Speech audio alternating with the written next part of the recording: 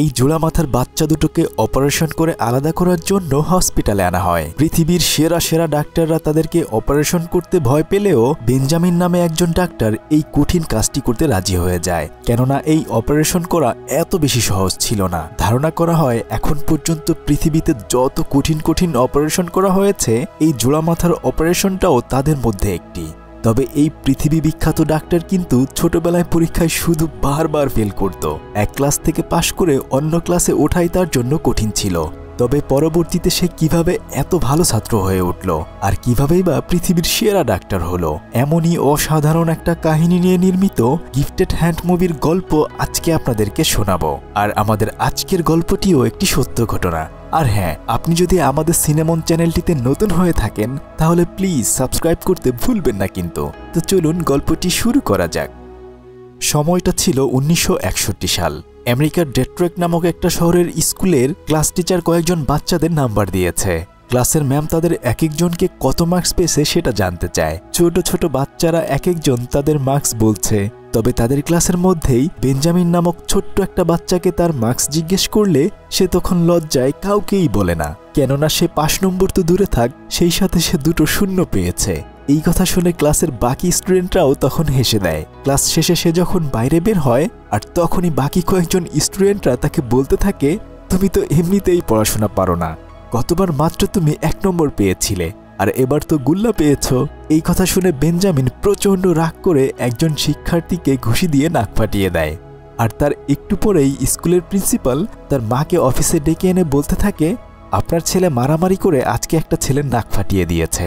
শুধু তাই নয়, সে তো পড়াশোনাতেও একদমই ভালো না।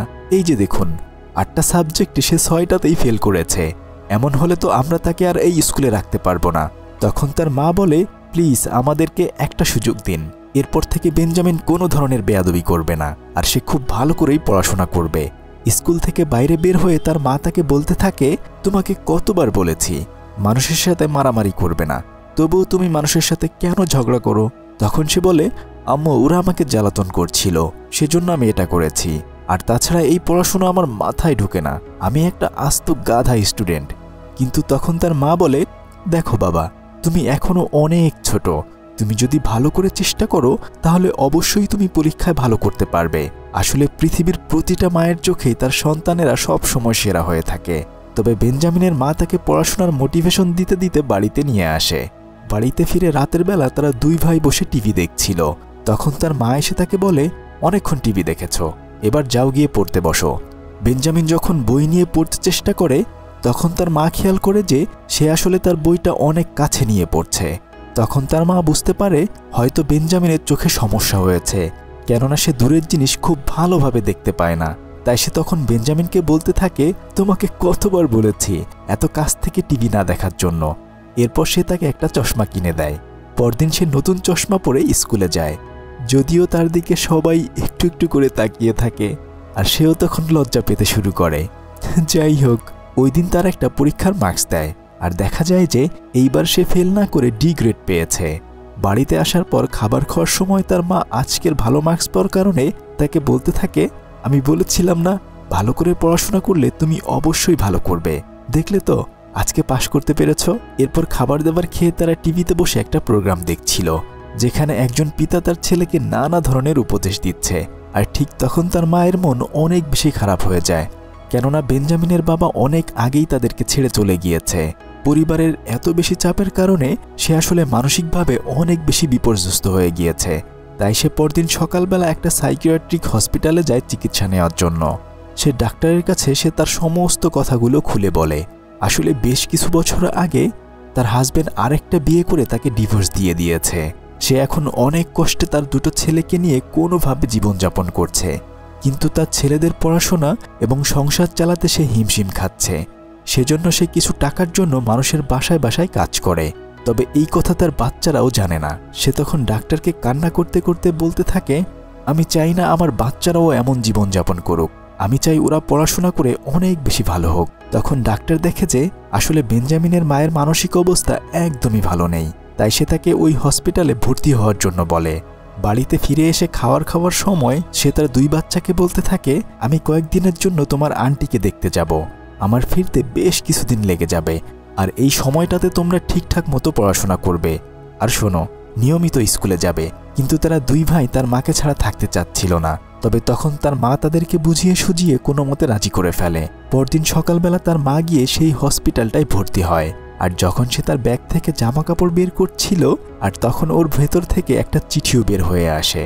চিঠিটা খুলে সে দেখতে পায় যে বেঞ্জামিন লিখেছে, মা আমি তোমাকে অনেক ভালোবাসি, আর আমি তোমাকে ভীষণ মিস করছি। তবে তোমাকে কথা দিচ্ছি, এবার থেকে আমি খুব ভালো করে পড়াশোনা করব। তার মা ছেলের এই চিঠি পড়ে মনে মনে অনেক বেশি খুশি হয়। এমনকি সে তার বাচ্চার কথা মনে করে খুশিতে কান্না করে দেয়। কয়েকটা দিন এভাবে পেরিয়ে যাওয়ার পর বেঞ্জামিনের ক্লাসে একটা পরীক্ষার রেজাল্ট দেয়। আর সেদিন সে 25-এর মধ্যেই 25 মার্কস পেয়েছে। এই জীবনের প্রথম সে এত ভালো মার্কস পেয়েছে। তাই সে খুশিতে খুশিতে বাড়িতে চলে আসে। আর বাড়িতে এসেই দেখে যে তার মাও বাড়িতে ফিরে এসেছে। সে তার মাকে মার্কশিট দিয়ে বলে, দেখো মা, আমি অনেক ভালো মার্কস পেয়েছি। তখন তার মা বলে, আমি বলেছিলাম না তুমি চেষ্টা করলে অবশ্যই পারবে। আসলে মানুষ চেষ্টা করলে পারে না এমন কোনো কিছুই পৃথিবীতে নেই। যাই হোক, পরদিন সকালবেলা বেঞ্জামিনের মা কাজ করার জন্য একটা বাড়িতে যায়। সেই বাসায় গিয়ে সে দেখে যে ওখানে একটা বিশাল বড় লাইব্রেরি রয়েছে। আর সেই লাইব্রেরিতে অনেক অনেক বই খাতা রয়েছে। এমনকি বই খাতা দিয়ে টিভিটাও ঢেকে রাখা হয়েছে। তখন সে ওই বাড়ির মালিকের কাছে জানতে চায় যে আপনি কি এই সমস্ত বইগুলো পড়েছেন? তখন ওই বাড়ির মালিক বলে, হ্যাঁ, আমি মোটামুটি সমস্ত বইগুলোই পড়েছি। তখন সে মনে মনে ভাবতে থাকে, তাহলে আমার দুই বাচ্চাকেও অনেক অনেক বেশি বই পড়তে হবে। এরপর সে বাড়িতে ফিরে এসে দেখে যে তারা দুই ভাই বসে টিভি দেখছিল। আর সে তখন টিভি বন্ধ করে বলতে থাকে, আজকে থেকে তোমরা প্রতি সপ্তাহে মাত্র 2টা প্রোগ্রাম দেখতে পাবে। আর প্রতি সপ্তাহে লাইব্রেরিতে গিয়ে 2টা করে বই পড়ে সেটার রিপোর্ট আমার কাছে জমা দেবে। মানে হচ্ছে তারা সেই বই পড়ে কি কি শিখেছে সেগুলো তার মাকে জানাতে হবে। যাই হোক, পরদিন সকালবেলা তারা দুই ভাই একটা লাইব্রেরিতে চলে আসে। বেঞ্জামিন আসলে জীবনের প্রথম এত বই দেখে একদমই অবাক হয়ে গিয়েছিল। তারপর তারা দুই ভাই 2টো বই নিয়ে বাসায় চলে আসে। এখন তো আর তারা টিভি দেখতে পারবে না, সেজন্য সময় কাটানোর জন্য তারা দুই ভাই বই পড়তে শুরু করে দেয়। বেঞ্জামিন এখন নিয়মিত স্কুলে যায় এবং স্কুলেও বেশ ভালো পড়াশোনা করে। আর সপ্তাহ শেষে সে ওই লাইব্রেরির বই পড়ে যা শিখতে পেরেছে সেগুলো তার মাকে জানায়। এখন তার বই পড়তেই অনেক বেশি ভালো লাগে। সে যখন একদিন স্কুলে যাচ্ছিল তখন রাস্তার মধ্যে কিছু পাথর পড়ে থাকতে দেখে। পরদিন সে লাইব্রেরিতে গিয়ে লাইব্রেরিয়ানকে বলে, কিভাবে পাথর বানানো হয় এই টাইপের কি কোনো বই রয়েছে? তখন লাইব্রেরিয়ান তাকে একটা বই দিলে সে ওটা বাড়িতে নিয়ে এসে পড়তে শুরু করে। এখন সে আর টিভি দেখে না, এমনকি সে বাথরুমে গিয়েও বই পড়তে শুরু করে। আর এর কয়েকদিন পরে ক্লাসের মধ্যে তাদের ক্লাস টিচার ওই রকম একটা পাথর দেখিয়ে বলতে থাকে, তোমরা কি এই পাথরটা সম্পর্কে আসলে কেউ কিছু জানো, কিংবা এই পাথর কি তোমরা কেউ চিনো? তখন বাকি সমস্ত বাচ্চারা চুপচাপ বসে থাকে। তবে বেঞ্জামিন চুপি চুপি ক্লাসে হাত তুলে স্যারকে বলে, আমি ওই পাথর সম্পর্কে কিছু বলতে পারবো। সে তখন ওই পাথর কিভাবে বানানো হয় এসব কিছুই খুলে বলে। ক্লাস টিচার তার এই ছোট্ট বয়সে এমন মেধা দেখে অনেক বেশি অবাক হয়ে যায়। তাই সে তাকে বলে, তুমি ক্লাসের পরে অপেক্ষা করবে। তবে বেঞ্জামিন অনেক বেশি ভয় পেয়ে গিয়েছিল। ক্লাসের পরে সে স্যারকে সরি বলে। তবে তার স্যার তাকে বলে, তুমি কেন সরি বলছো? আসো তোমাকে একটা জিনিস দেখাই। এই বলে সে মাইক্রোস্কোপে বেঞ্জামিনকে ছোট ছোট পদার্থের কণাগুলো দেখাতে থাকে। এভাবে ভালোই তার দিনকাল কাটছিল। কয়েকটা মাস পেরিয়ে যাওয়ার সাথে সাথে সে অনেকগুলো বই পড়ে শেষ করে ফেলে। তবে তারা দুই ভাই টিভিতে একটা কুইজ প্রোগ্রাম দেখত, যেখানে বিভিন্ন ধরনের মানুষকে বিভিন্ন প্রশ্ন জিজ্ঞেস করা হতো। তখন দেখা যায় যে ওখানে উপস্থাপক যেই প্রশ্নগুলো জিজ্ঞেস করছে, বেঞ্জামিন টিভির সামনে বসে সেগুলো টপাটপ করে উত্তর দিয়ে দিচ্ছে। বুঝতে পেরেছেন, সে আসলে এতদিন বই পড়ে অনেক বেশি জ্ঞান আহরণ করে ফেলেছে। অন্যদিকে তার মা যেই বাড়িতে কাজ করত, সেই বাড়ির মালিক তার মাকেও একটু একটু করে পড়াশোনা শেখায়। ছোট্ট একটা বিজ্ঞাপন রয়েছে। আজকে আপনাদের সাথে বেঞ্জাই বেটের সাথে পরিচয় করিয়ে দেব, যেখানে লক্ষ লক্ষ মানুষ প্রতিদিন গেম খেলছে। আর সেখানে রয়েছে 3 লক্ষ অ্যাক্টিভ প্লেয়ার। তাছাড়া Aviator, Crazy Time, Funky Time, Coin Flip, Sweet Bonanza, Poker Slots, live casino সবই এখানে রয়েছে, যেখানে আপনি ডিপোজিট ও উইথড্র করতে পারবেন বিকাশ, নগদ এবং রকেটের মাধ্যমে। আর 24 ঘন্টার 7 দিন কাস্টমার সাপোর্ট তো রয়েছেই। সো জলদি করে এখনই নতুন অফারে অংশগ্রহণ করুন। নিচের ডেসক্রিপশন বক্সে ক্লিক করে সাইন আপ করুন এবং প্রোমো কোড ব্যবহার করুন। সেই সাথে প্রথম ডিপোজিটে 100% ওয়েলকাম বোনাস এবং 25,000 টাকা পর্যন্ত বোনাস প্লাস 200 ফ্রি স্পিন পান। সো এখনই পিন কমেন্টে গিয়ে রেজিস্ট্রেশন করে ফেলুন। তো চলুন গল্পে ফিরে যাই। এভাবে আরো কয়েকটা বছর পেরিয়ে যায়। এখন বেঞ্জামিন অনেকটা বড় হয়ে গেছে। ক্লাসের মধ্যে তার টিচাররা তাকে যে প্রশ্নই করুক না কেন, সে সেই প্রশ্নগুলোর উত্তর খুবই ভালোভাবে দিতে পারে। এমনকি ক্লাসের অন্য বাচ্চারা যেসব প্রশ্নের উত্তর দিতে পারে না, বেঞ্জামিন সেই সব প্রশ্নের উত্তর দিয়ে দেয়।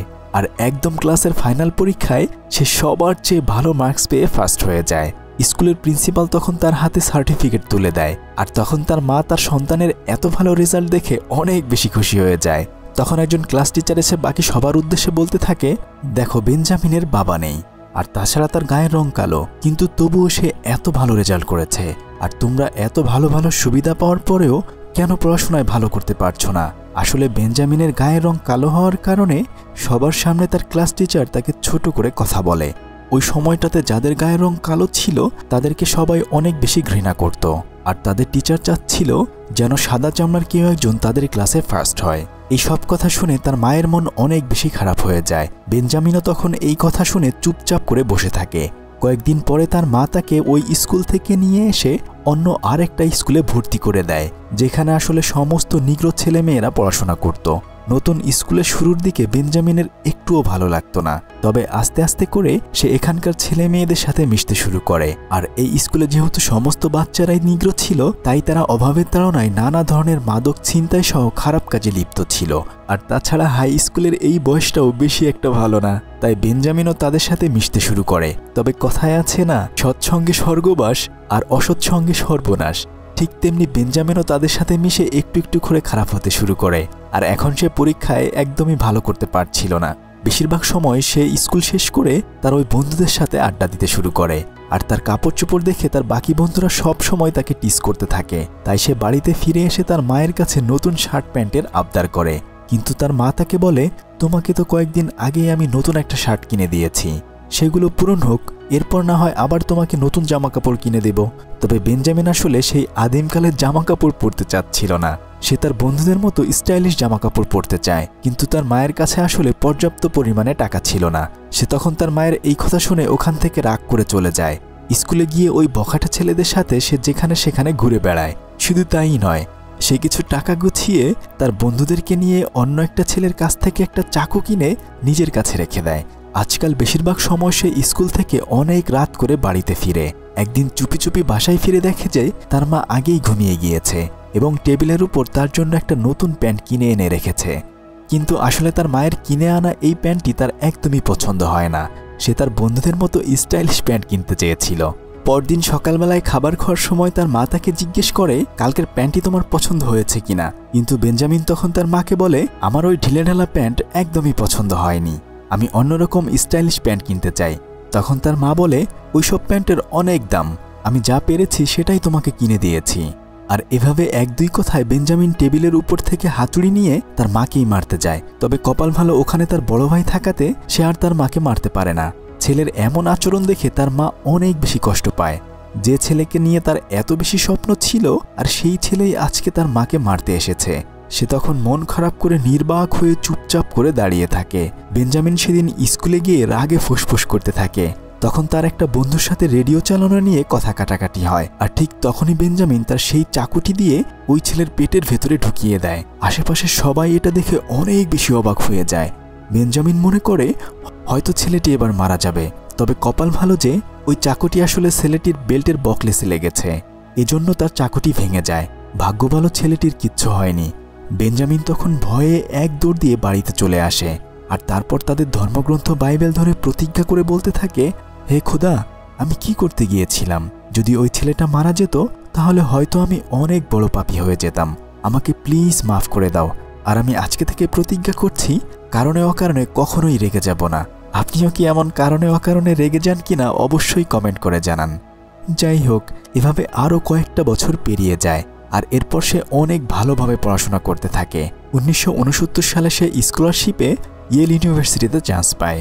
সে তার সমস্ত বন্ধুদের সাথে এখানে ভালোই দিনকাল কাটাচ্ছিল। আর তখন ক্যান্ডি নামে একটা মেয়ের সাথে তার পরিচয় হয়।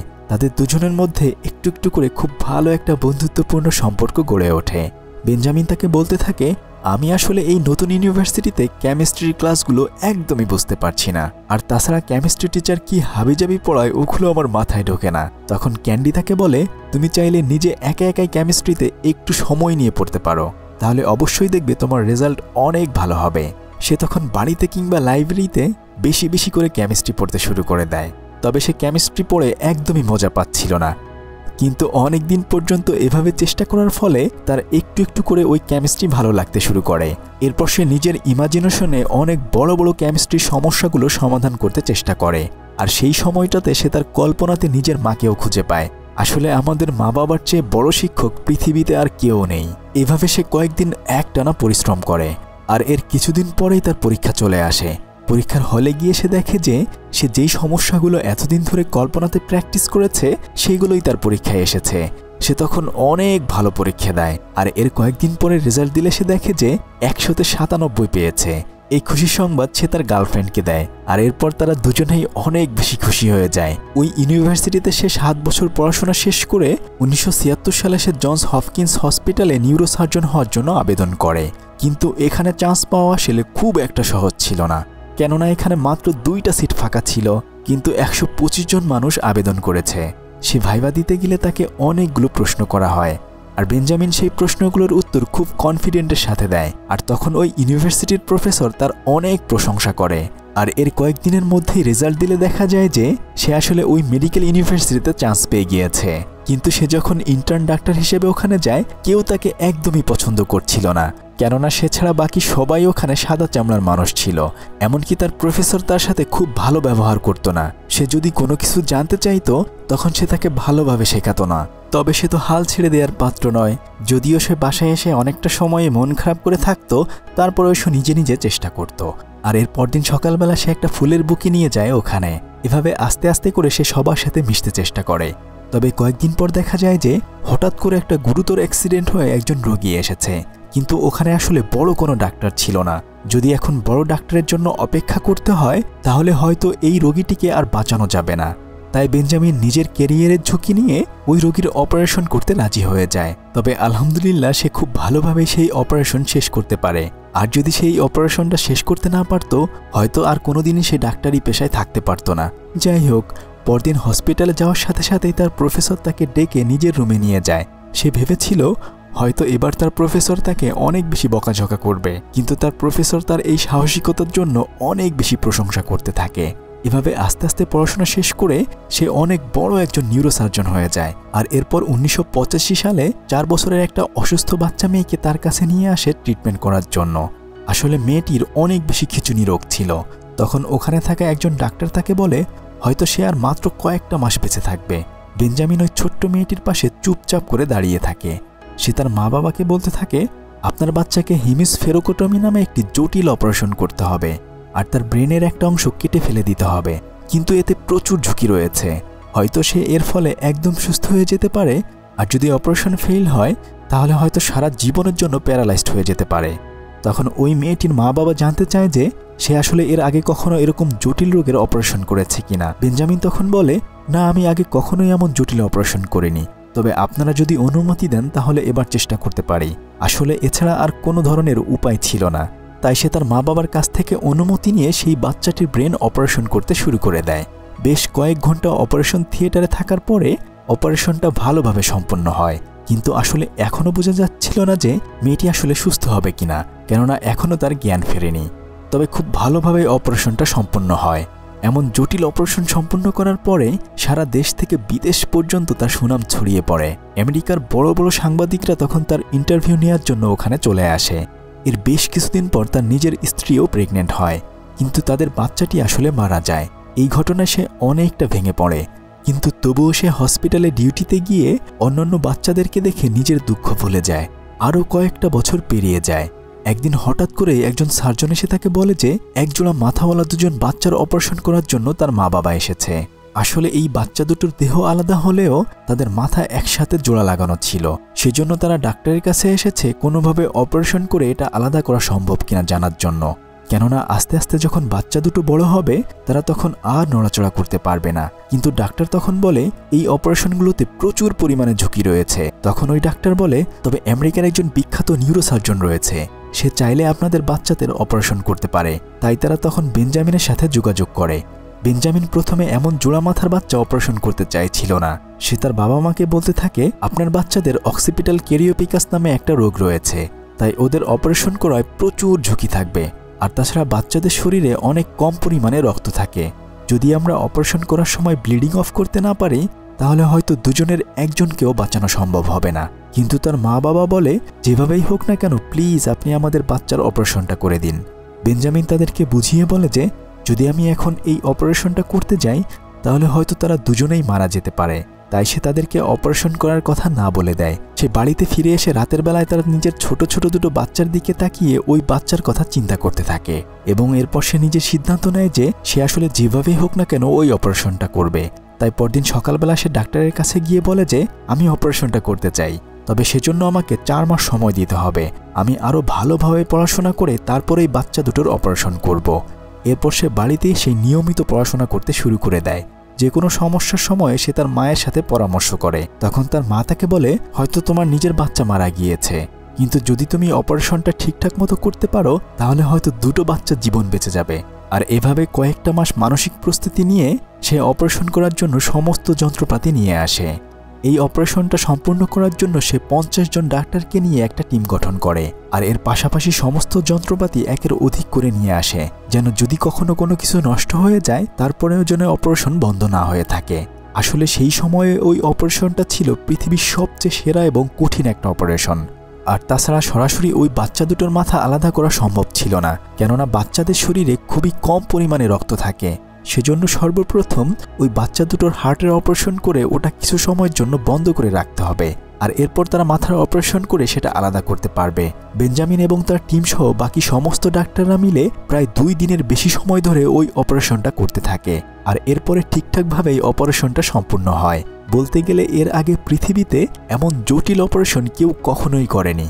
অপারেশন শেষ হওয়ার পর বাচ্চা দুটির মা বাবা অনেক বেশি খুশি হয় আর তখন বেঞ্জামিনের মা তাকে বলতে থাকে, আমি বলেছিলাম না তুমি নিজের উপর বিশ্বাস রাখলে অবশ্যই সেটা পারবে। আর এরপরে তার এই অপারেশনের খবর তখন সমস্ত মানুষের কাছে পৌঁছে যায় আর এর পরবর্তীতে সে এমন জোড়া মাথার আরও 5টা অপারেশন সম্পন্ন করেছিল। তবে একটা সময় সবাই হয়তো ভেবেছিল এই কালো ছেলেটি হয়তো পরীক্ষায় পাশই করতে পারবে না, কিন্তু জীবনের এই মুহূর্তে এসে সে পৃথিবীর সেরা একজন ডাক্তার হয়ে যায়। তবে পরবর্তীতে তারা নিজেরাও এরকম গরিব মেধাবী ছাত্রদের জন্য স্কলারশিপের ব্যবস্থা করে দেয়। আসলে কালো চামড়ার মানুষ বলে তাদেরকে মানুষই মনে করা হতো না। ঠিক এমন একটা ঘটনা ছিল যেখানে কালো চামড়ার মানুষ হওয়ার কারণে সেই মানুষটাকে বিক্রি করে দেয়া হয়েছিল আর এরপর 12টা বছর তার সাথে যে কত ধরনের অত্যাচার করা হয় সেই গল্পটি দেখতে চাইলে স্ক্রিনে থাকা আমাদের এই ভিডিওটি দেখুন। এতক্ষণ আপনাদের সাথে ছিলাম আমি সাদি। ফিরছি কয়েকদিনের মধ্যেই নতুন কোনো ভিডিও নিয়ে। আল্লাহ হাফেজ।